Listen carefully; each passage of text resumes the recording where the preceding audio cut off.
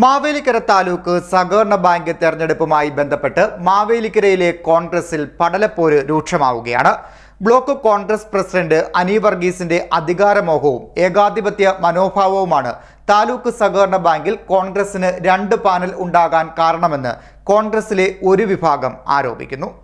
മാവേലിക്കര താലൂക്ക് സഹകരണ ബാങ്ക് തെരഞ്ഞെടുപ്പുമായി ബന്ധപ്പെട്ട് മാവേലിക്കരയിലെ കോൺഗ്രസിൽ പടലപ്പോര് രൂക്ഷമാകുകയാണ്.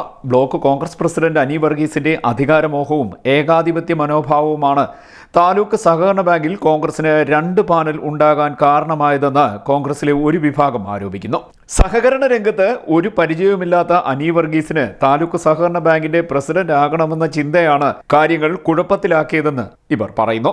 പഞ്ചായത്ത് നഗരസഭാ തെരഞ്ഞെടുപ്പുകൾക്ക് നേതൃത്വം നൽകേണ്ട ബ്ലോക്ക് പ്രസിഡന്റുമാർ തകർന്ന ബാങ്കിന്റെ ബോർഡിലേക്ക് മത്സരിക്കേണ്ടതില്ലെന്ന നിർദ്ദേശം സബ് കമ്മിറ്റിയിൽ ഉയർന്നു വന്നപ്പോൾ താൻ മത്സരരംഗത്ത് നിന്ന് മാറുന്ന പ്രശ്നമില്ലെന്നും ജനറൽ സീറ്റിലേക്ക് 5 പേർക്ക് മാത്രമേ ജയിക്കാൻ കഴിയൂ എന്നിരിക്കെ സ്വന്തം പാനലിൽ മാത്രം 7 പേരെ മത്സരിപ്പിച്ച് വിഡ്ഢിത്തം കാട്ടുകയായിരുന്നു അനി വർഗീസ് എന്നും കോൺഗ്രസിലെ ഈ വിഭാഗം പറയുന്നു.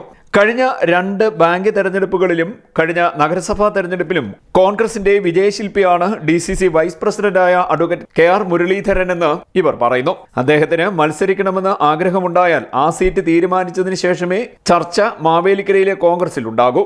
ചർച്ചയിൽ പറയാത്ത കാര്യങ്ങൾ മാധ്യമങ്ങൾക്ക് നൽകി DCC ഭാരവാഹികളെ ആക്ഷേപിച്ച ബ്ലോക്ക് പ്രസിഡന്റുമാരായ Ani Varghese, Hariprakash, UDF chairman K Gopan എന്നിവർക്കെതിരെ KPCCക്കും DCC നേതൃത്വത്തിനും പരാതി നൽകുമെന്നും election committee chairman Kandiyoor Ajith, convener Justison Patrick എന്നിവർ അറിയിച്ചു. CDNet news, Mavelikkara.